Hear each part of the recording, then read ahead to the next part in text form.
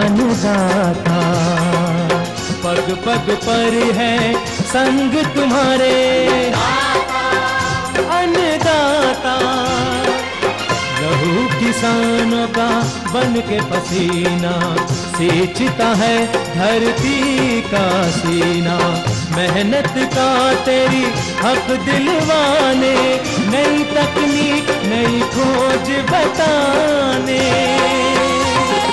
पशुधन को गुणवान बनाना, पौध सुरक्षा को सिखलाना, खेती के सब गुर समझाने, भारत का सरताज बनाने। आठों पहर है संग तुम्हारे अन्नदाता अन्नदाता। नमस्कार, मैं हूं श्वेता भट्टाचार्य। आप सभी दर्शकों का अन्नदाता कार्यक्रम में स्वागत करती हूं। हर रोज की तरह कार्यक्रम में हम लेकर आते हैं खेती बाड़ी से जुड़ी हुई बहुत सी लाभकारी जानकारियां। तो चलिए सबसे पहले देखते हैं क्या है विशेष आपके लिए आज के कार्यक्रम में। फूल गोभी की अधिक उपज देने वाली किस्में और नर्सरी तैयार पर जानकारी। कम लागत कम समय में बकरी पालन व्यवसाय से कैसे प्राप्त करें अधिक लाभ।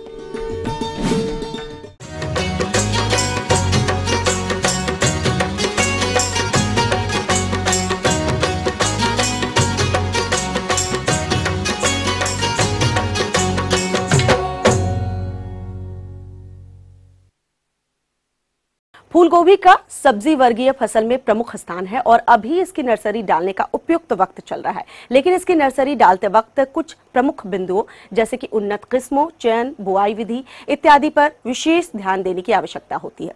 तभी आपको इसकी नर्सरी से स्वस्थ पौध की प्राप्ति हो पाएगी। तो किसान भाई, फूलगोभी की नर्सरी आप किस प्रकार से डालें, इसकी जानकारी दे रहे हैं जूट अनुसंधान केंद्र जिला कटिहार के कृषि वैज्ञानिक डॉक्टर विनोद कुमार सिंह। सब्जियों के कृषि में फूल गोभी का बहुत ही महत्वपूर्ण स्थान है। फूल गोभी के जो उत्पादन है उसमें सबसे प्रमुख जो कारक है उसकी सफलता के लिए वह है नर्सरी प्रबंधन। क्योंकि यह बरसात का समय है, पानी बरसात अक्सर होता रहता है, तो नर्सरी का चुनाव करते समय सबसे पहले हमें इस बात का ध्यान देना चाहिए कि वो आसपास स्थानों से थोड़ा ऊंचा हो और कृषक बंधु यथासंभव जहाँ तक हो सके ऐसे खेत का चयन करें जो उनके आवास के पास हो।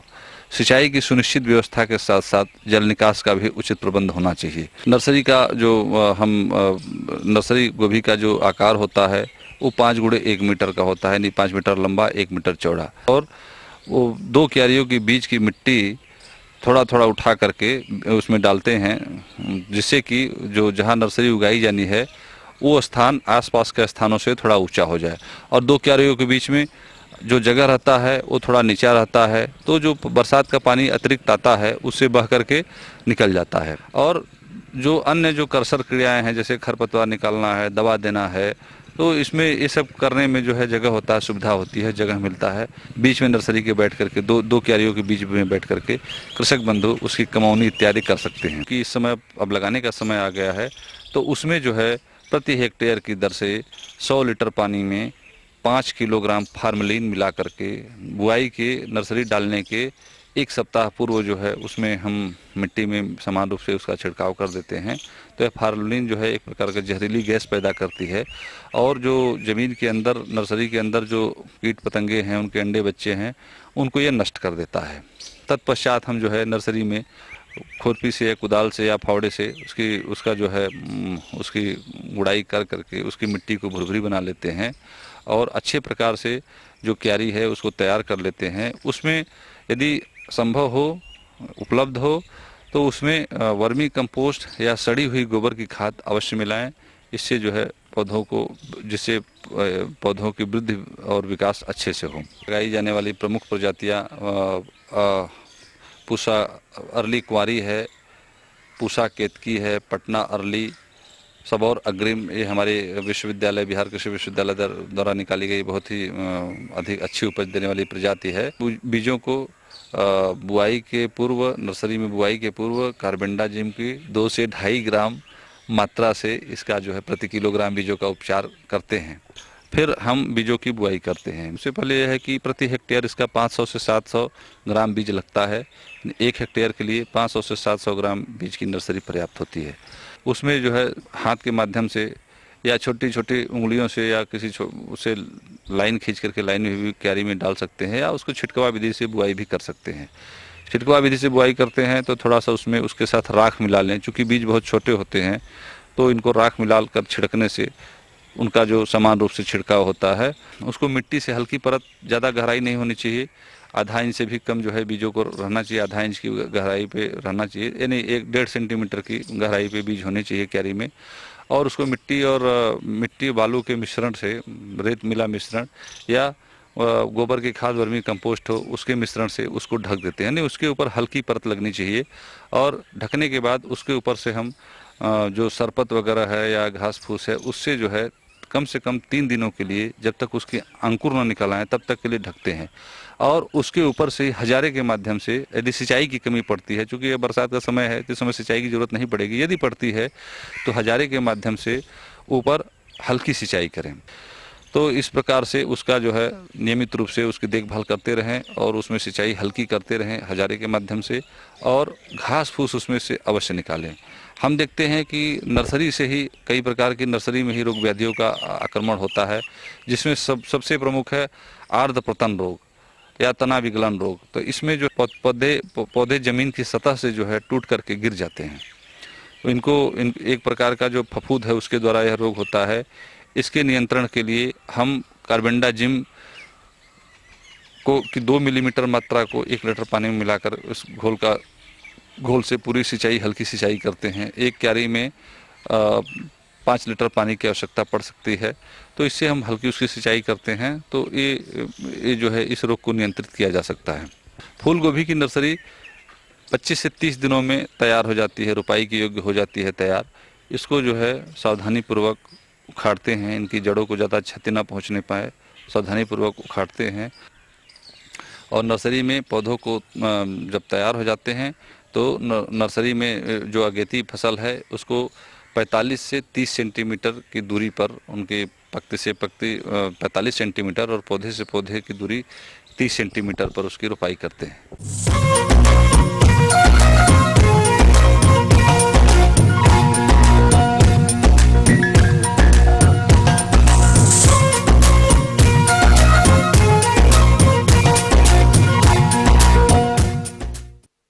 झारखंड प्रदेश में बकरी पालन का विशेष महत्व है, क्योंकि ये ग्रामीण अर्थव्यवस्था को मजबूती प्रदान करने का सशक्त माध्यम बन गया है।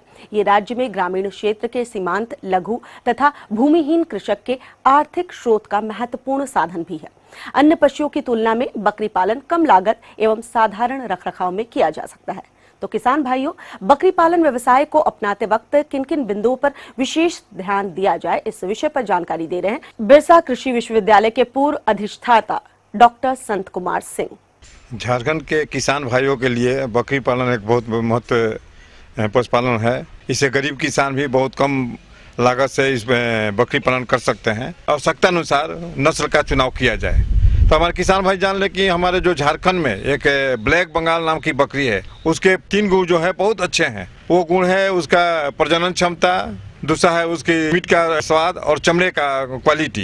ये तीनों बहुत अच्छा है। तो और हम लोग प्राय यहाँ जो बिरसा कृषि विश्वविद्यालय में शोध किए तो उसमें पाए कि यदि उसका सिलेक्शन करके वजन बढ़ा दिया जाए तो उससे बच्चे का संख्या भी बढ़ जाता है। और जो हमारे यहाँ बकरे हैं बीटल, जमुनापारी, वो भी हम लोग देते हैं, उसका वजन काफी बढ़ता है, लेकिन प्रजनन क्षमता बहुत कम है और इस क्षेत्र के लिए उतना उपयुक्त नहीं हो पाता है। ब्लैक बंगाल हमारे क्षेत्र के लिए बहुत उपयुक्त है।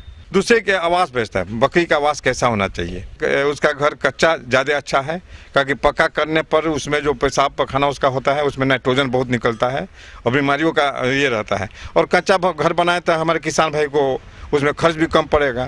तो घर से सतह जो है कच्चा हो, घर की ऊंचाई जो है करीब जो सेंटर की ऊंचाई है करीब 12 फीट के आसपास हो, और जो किनारे की ऊंचाई है 9 फीट हो। दीवार आप ईंट से जोड़ सकते हैं, घर की चौड़ाई 12 फीट से ज्यादा नहीं होना चाहिए। माने जो बहुत बड़ा साइज का है उसको 60 फीट से 20 फीट यही उसका चौड़ाई होना चाहिए। लेकिन जमीन को कच्चा रखना है, एकदम हवादार रखना है। जो जमीन आपका है नमी और परजीवी रहित तो हो, इसलिए कि यदि नमी रहेगा तो परजीवी बहुत होगा। दूसरी बात है कि जब हम लोग घर बनाते हैं, कच्चा घर बनाते हैं, कभी कभी गीला भी करता है। यदि नमी बढ़ जाए तो 1 वर्ग फीट पर 10 ग्राम चूना मट्टी में मिलाकर उसको डाल देते हैं। इससे क्या हो कि नमी सोख लेगा और बहुत से परजीवी मर जाएगा अपना। और जो आवास बनावे सब अलग अलग बनावे, बढ़ते हुए अलग, जो बड़ा हो गया उसको ये और जो बच्चा देता है उस बच्चे को खास करके जाड़े के समय में उसमें उसको बचाना बहुत जरूरी है।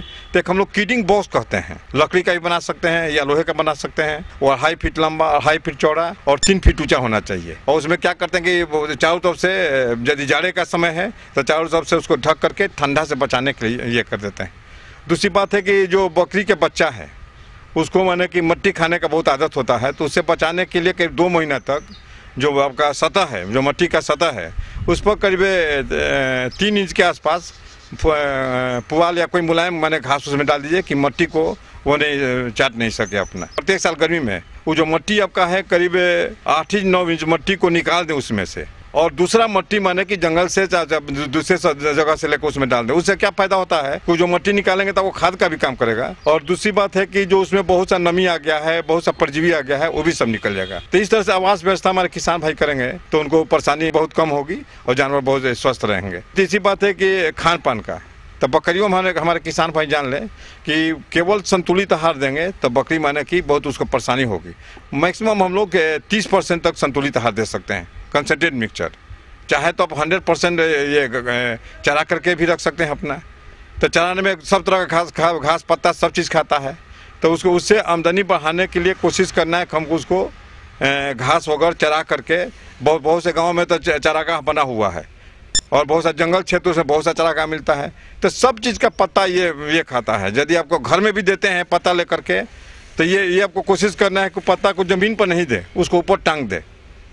इसलिए कि बकरी नीचे करके खाएगी तो बहुत आपको बर्बाद कर देगी, टांगा रहेगा तो सब पूरा उसको यूटिलाइज कर लेगी। और यदि दाना देते हैं चराने के बाद 100 ग्राम दाना दिए तो काफ़ी है। लेकिन जब गर्भवती बकरी हो जाए, जो कि 5 महीने में बच्चा देती है, लास्ट 2 महीना उसमें करीब 300 से 400 ग्राम दाना देंगे तो बकरी के बच्चा स्वस्थ होगा और उसे दूध काफ़ी होगा, जिससे आगे के लिए भी आपको बहुत फायदा हो सकता है। तो इन सब बातों के ध्यान रखने से हमारे किसान भाई बकरी पालन से बहुत काफ़ी आमदनी प्राप्त कर सकते हैं। अब हमारे किसान भाई को बताना चाहें कि बहुत सी सरकार की योजनाएं भी चलाई जाती हैं, जिससे कुछ उनको सुविधाएं मैंने उपलब्ध कराई जाती है। एक तो जो विधवा महिला है, विधवा महिला को 100% सब्सिडी पर करीब 21,300 रुपये का अनुदान के रूप में दिया जाता है। उसमें 5 बकरियाँ, उसके खान पान और थोड़ा सा आवास के लिए, और इसके लिए आपको विधवा को कुछ पैसा देने की जरूरत नहीं पड़ती है 100% अनुदान पर। और कुछ योजनाएं और भी चलाई जाती है, उसमें भी मैंने अभी तक फाइनल नहीं हुआ लेकिन होने वाला है, जिसमें 1 बकरा और 10 बकरी उसको दिया जाएगा। उसमें 50% सब्सिडी मिलेगी।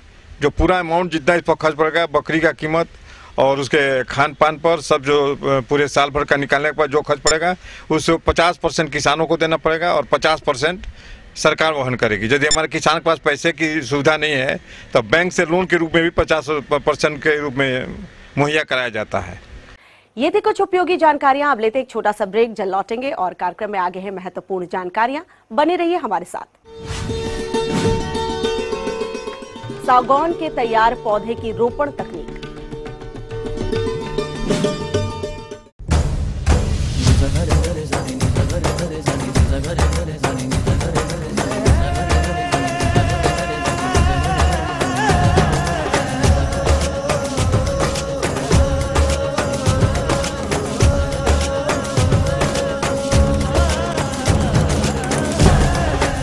देखिए आरती लाइव।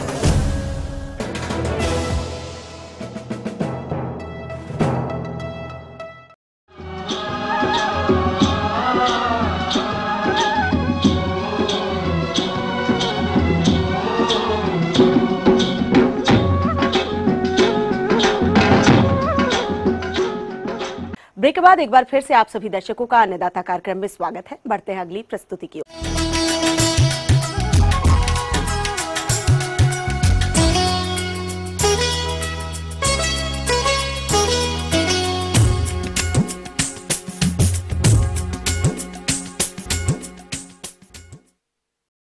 अपने प्रदेश में बहुत से ऐसी भूमि है जो कि कृषि कार्य हेतु उपयुक्त नहीं है, लेकिन किसान भाइयों, ऐसी भूमि पर हम वानिकी वृक्षों को लगाकर अतिरिक्त आय प्राप्त कर सकते हैं। तो यदि आपके पास भी ऐसी जमीन है या जो कृषक अपने खेतों में फसलों के साथ वानिकी वृक्ष लगाना चाहते हैं, वो किस प्रकार से इनकी पौधरोपण का कार्य करें, इसकी जानकारी के लिए आइए मिलते हैं एक विषय विशेषज्ञ डॉक्टर एसपी सिंह से।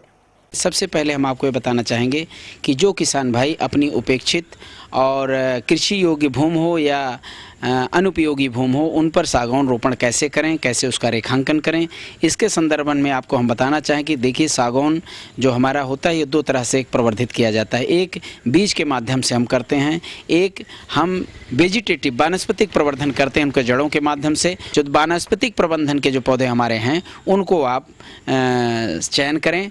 सागौन में विशेष रूप से क्षेत्रवार प्रजातियां होती हैं, कभी किसी बर्मा टीक कहते हैं, कुछ पीलीभीत साइड के हमारे जंगलों में होते हैं, वो यहाँ के लोकल नेपाल साइड के टीक हैं, तो कुछ ऑस्ट्रेलिया वगैरह से हमारे कुछ सीड या उनके जड़ आती हैं।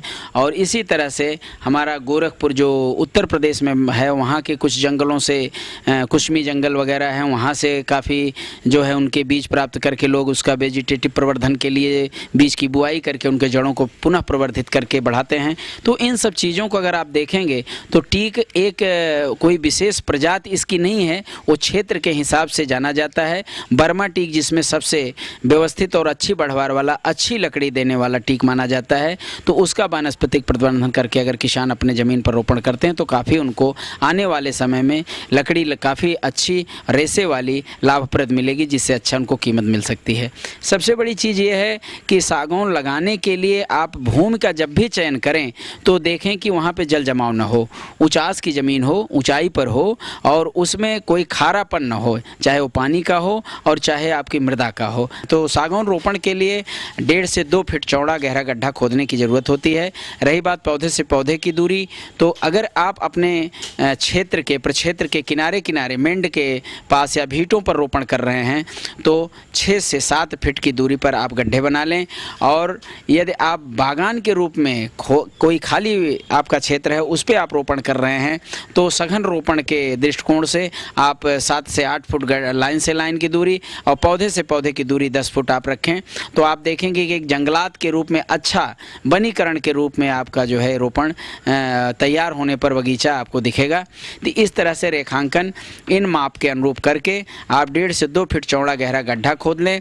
उसमें सड़ी गोबर की खाद 10 से 15 किलो, 50 ग्राम फॉरेट, जिससे जड़ों को कोई दीमक आदि व कीट उसको नुकसान न पहुंचाए, भराई कर दें। उसके उपरांत इसका रोपण करें। देखिए, सागौन के रोपण के लिए 2 सबसे प्रमुख मौसम हैं। एक मौसम वर्तमान में चल रहा है, दूसरा मौसम इसका सुसुप्ता अवस्था, जब हम जनवरी के महीने में या फरवरी के महीने में बसंत ऋतु में भी इसका रोपण करके हम इन सीटू सिस्टम या स्वस्थानीय प्रक्रिया से भी हम रोपण कर सकते हैं। थालों की निकाई गुड़ाई पर विशेष ध्यान दें। साथ ही साथ इनके थालों की निराई गुड़ाई करने के बाद आवश्यकता पड़ने पर ही सिंचाई करें। और पौधों में 100% जीवित रहने की क्षमता होती है। यदि किसी भी तरह से पशुओं से क्षतिग्रस्त भी हो जाता है तो वह पुनः उसमें से पनप करके तैयार हो जाता है। आगे और भी है कुछ रोचक जानकारियां, पर यहाँ पर रुकेंगे एक और कमर्शियल ब्रेक के लिए। जल्द हाजिर होते हैं।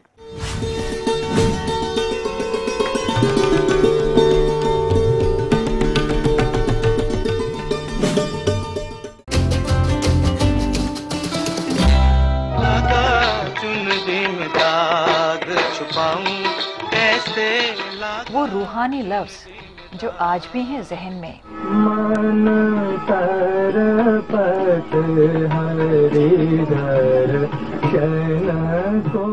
वो खुदाई मौसीकी जो ले आए जन्नत जमी पर। जो भी हो तुम खुदा की कसम लाजवाब हो। वो दिलकश अंदाज जो लौटा लाए गुजरा जमाना। प्यार किया तो डरना क्या, जब प्यार किया तो डरना क्या। देखिए भूले बिसरे गीत। डरना क्या, जब प्यार।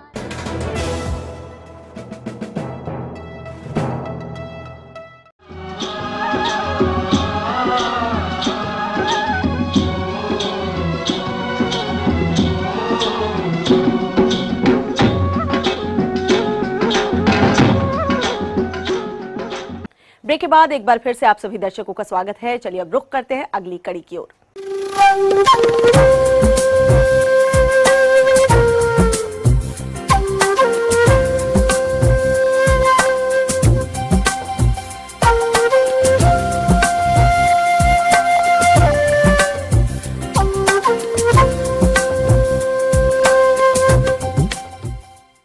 मौसम के अनुसार प्रबंधनों पर टिकी है आपकी खेतीबाड़ी, इसलिए मौसम पूर्वानुमान और उस पर आधारित साप्ताहिक कृषि सलाह इस प्रकार है। भारत मौसम विभाग, ग्रामीण कृषि मौसम सेवा, बिरसा कृषि विश्वविद्यालय रांची तथा राजेंद्र कृषि विश्वविद्यालय पूसा, समस्तीपुर द्वारा भेजे गए मौसम पूर्वानुमान के आधार पर किसान भाइयों को सलाह दी जाती है कि जो किसान भाई जुलाई के द्वितीय सप्ताह में धान की रोपाई कर दिए हों तो वह खरपतवारों को निकालकर 45 किलोग्राम यूरिया का परिवेशन करें। जुलाई माह में बारिश अच्छी हुई है, अतः किसान भाई 15 अगस्त तक धान की रोपाई अवश्य कर लें। मक्का की फसल में जल निकास की व्यवस्था करें तथा समय पर बोई गई अरहर की फसल अभी शाकीय वृद्धि अवस्था में है, अतः इस फसल में जल जमाव न होने दें। लगातार वर्षा होने की स्थिति में मूंग उड़द की फसल में भी जल निकासी हेतु नालियों का निर्माण करें। हल्दी एवं अदरक की फसल में खरपतवारों को निकालकर मिट्टी चढ़ाने के समय 28 किलोग्राम यूरिया एवं पोटास 34 किलोग्राम प्रति हेक्टेयर की दर से डालें। ओल के पौधों के तनों के चारों तरफ 3 से 4 ग्राम यूरिया एवं 3 ग्राम MOP प्रति पौधे के पास डालें। ध्यान रहे कि उर्वरक का सीधा संपर्क पौधों के तनों के पास न हो पाए। इस समय सब्जी वर्गीय फसलों की जो नर्सरियां तैयार हो चुकी हैं, उनके पौधों की रोपाई का कार्य करें। देर से बोई गई मक्का की फसल में 30 दिनों के बाद 30 किलोग्राम यूरिया प्रति एकड़ की दर से प्रयोग करें। जो किसान भाई समय से इसकी बुआई किए हैं, उनकी फसल इस समय 60 दिनों की होने जा रही है। इस अवस्था में यूरिया का भुरकाव करें। फसल में कहीं कहीं धड़ छेदक कीटों का आक्रमण हो रहा है, जिससे शीर्ष का पत्ता सफेद हो रहा है। इससे बचाव के लिए दानेदार कीटनाशी कार्बोफ्यूरान 3G दवा 8 से 10 दाना प्रति गाभा में डालें। इस समय मूंगफली की फसल में टिक्का तथा पत्ती धब्बा रोग के आक्रमण की संभावना है, अतः इसके नियंत्रण हेतु मैनको जैब 2 ग्राम दवा प्रति 1 लीटर पानी में घोल बनाकर साफ मौसम को देखते हुए छिड़काव करें तथा दवा के घोल में सेंडोविट अथवा टिपॉल 5 मिलीलीटर प्रति 10 लीटर में अवश्य मिलाएं। खरीफ प्याज की रोपाई के लिए खेत की तैयारी करें। खेत की जुताई में 150 से 200 क्विंटल सड़ी हुई गोबर की खाद का प्रयोग अवश्य करें। खरीफ प्याज की नर्सरी से खरपतवारों को निकालने का कार्य करें। मूली की बुआई समय रहते करें। इसके लिए उन्नत किस्में इस प्रकार से हैं: पूसा चेतकी, पूसा हिमानी, जापानी सफेद, पूसा रश्मि, पंजाब सफेद इत्यादि उन्नत प्रभेद हैं। परवल की रोपाई का उपयुक्त समय है, अतः इसकी रोपनी का कार्य करें। बरसात के मौसम में दुधारू पशुओं को हरे चारे के साथ साथ सूखा चारा 50:50 में खिलाएं। साथ ही 20 से 30 ग्राम खनिज मिश्रण व नमक प्रतिदिन दें। पशुओं में खुरपका मुंहपका रोग के लक्षण दिखाई दे रहे हो तो इसके बचाव हेतु पशुओं के मुंह में फिटकरी या पोटास के घोल से तथा खुरों को फिनाइल से धोबें। अगर टीकाकरण नहीं हुआ है तो पशु चिकित्सक की सलाह लेकर टीकाकरण अवश्य कराएं।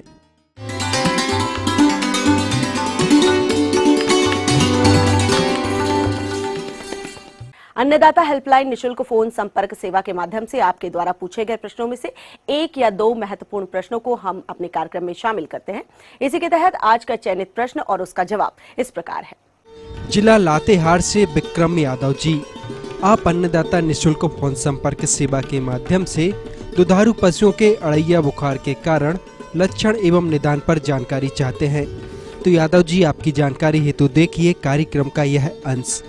इस वर्षा ऋतु के आगमन के साथ ही बहुत सारी बीमारियां भी जो है पशुओं को लग जाती है। खासकर हमारे जो दुधारू पशु हैं उनमें बीमारियां होने की संभावना जो है बढ़ जाती है। तो इनमें बहुत सारी बीमारी है। ऐसे तो गलाघोटू रोग है, लंगड़ी रोग है, खुरहा है, लेकिन एक और बीमारी भी है जो कि बहुत सारे पशुओं को प्रभावित करती है, वो है इफिमेरल फीवर, अर्थात विषाणु जनित रोग है। और जो है ये अड़हिया बुखार भी इसको कहा जाता है, क्योंकि बुखार इसमें 2.5 दिन तक बना रहता है पशु के शरीर में। तो इसको पहचानने का लक्षण बहुत स्पष्ट है। आप देखेंगे पशु को जो है सर्दी, खांसी और जुकाम का लक्षण नज़र आएगा, छींकें हमेशा आती रहेगी और नाक से जो है स्राव बहते रहेगा। पशु को जो है तेज़ बुखार भी हो जाता है, 105 डिग्री फ़ारेनहाइट तक बुखार भी पशु को हो जाता है। और इसके अलावा पशु को हाँफने की भी समस्या जो है सामने आती है। तो सबसे पहले तो हम ये बताना चाहेंगे कि एक वायरल बीमारी है, विषाणु जनित रोग है। और इसमें जो है कभी भी बहुत सारे लोग को देखते हैं कि धुआं कर देते हैं इस बीमारी को ठीक करने के लिए, लेकिन ऐसा करना उचित नहीं है। धुआं करने से पशु को सांस लेने में और ज़्यादा कठिनाई हो सकती है। और अगर इस रोग को बहुत देर तक नज़रअंदाज किया गया तो यही रोग आगे चलकर निमोनिया का भी रूप धारण कर लेता है, जो कि गंभीर बीमारी हो जाती है। तो इसका इलाज काफ़ी आसान है। आप अपने निकटतम पशु चिकित्सा पदाधिकारी से संपर्क करेंगे और कुछ एंटीबायोटिक दवाएं और कुछ बुखार के लिए एंटीपायरेटिक दवाएं जो है इसका प्रयोग में लाई जाती है। और 2.5 से 3 दिन में ये बुखार जो है पशु को ठीक हो जाता है, पशु स्वस्थ हो जाता है। और पशु को इस दौरान भोजन जो है सुपाच्य देना चाहिए, ताकि पशु भोजन करते रहे। और कभी भी जो है धुआं न करें। धुआं करने से पशुओं को सांस लेने में और परेशानी हो सकती है, बढ़ सकती है। थोड़ी बहुत इन बातों का ध्यान रखेंगे, आप अपने पशुओं को ये अड़हिया बुखार से बचा के रख सकेंगे।